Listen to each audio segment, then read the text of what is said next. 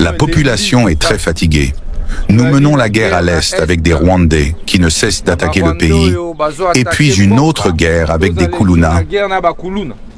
Les Kuluna sont des groupes des jeunes bandits.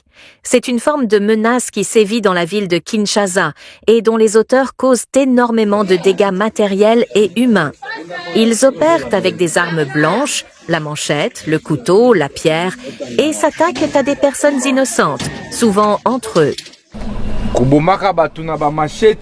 Tuer des gens avec des machettes, démolir les maisons des gens, voler les biens des gens, les Quinoises, les Quinois, les Congolaises et les Congolais veulent la paix. Ils volent, rackettent et blessent avec facilité au moyen des machettes dont ils sont armés, ou sinon ils tuent face à une résistance. Parmi les origines de ce phénomène, on peut citer le chômage, la prise des drogues, la pauvreté des parents et la mauvaise éducation des enfants, mais surtout l'impunité qui règne en RDC et la complicité des services de l'ordre ainsi qu'une justice corrompue. Les anciennes blagues, c'est terminé. Vous ne négocierez plus pour être libéré.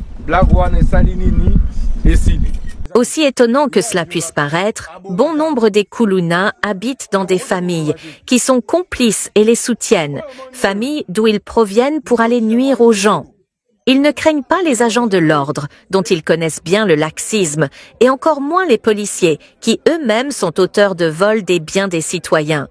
Puisqu'on parle des policiers, disons qu'ils sont parfois complices des Kuluna en agissant de concert avec eux, et allant même jusqu'à les couvrir ou à les libérer des cachots en échange d'un peu d'argent.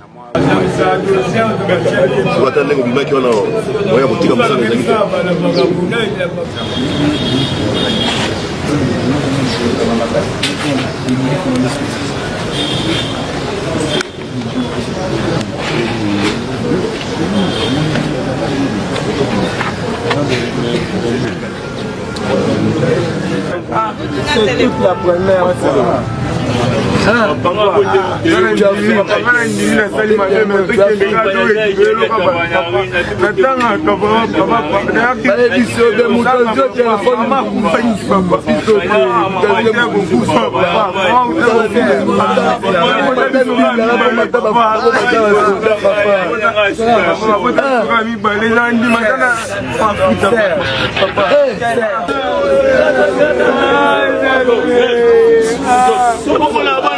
Général.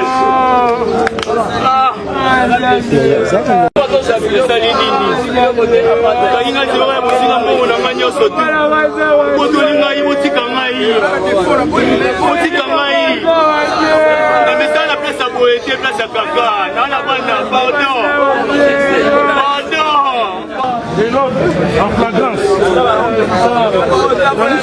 qui avait poignardé une dame qui est avec nous ici. Elle est là, la victime. Et on l'a recherché, on l'a arrêté aussi là. Le clientélisme et la corruption de certains magistrats instructeurs alourdissent également le travail de la police contre les Kuluna. Nous disons maintenant c'est l'opération Zéro Kuluna. Si le ministère de l'Intérieur t'attrape, tu seras mis à la disposition de la justice. La justice congolaise étant l'une des plus corrompues qui soit, il arrive que les Kuluna transmis au parquet pour être instruits se retrouvent en liberté moins de 48 heures après leur arrestation, circulant dans les mêmes quartiers où ils avaient commis les forfaits. Ils étaient très nombreux. Toutes ces irrégularités font que les Kuluna se sentent très à l'aise en commettant leurs forfaits et ceux qui peuvent être arrêtés et condamnés ne s'inquiètent pas du tout, puisqu'ils savent qu'ils se retrouveront de nouveau en liberté. Écoutez le ministre de la Justice qui s'adresse aux Kuluna qui s'apprêtent à prendre l'avion pour leur toute dernière destination. Là où vous êtes sur le point d'aller, c'est la peine de mort qui sera exécutée. Sachez que vous partez et ne rentrerez pas.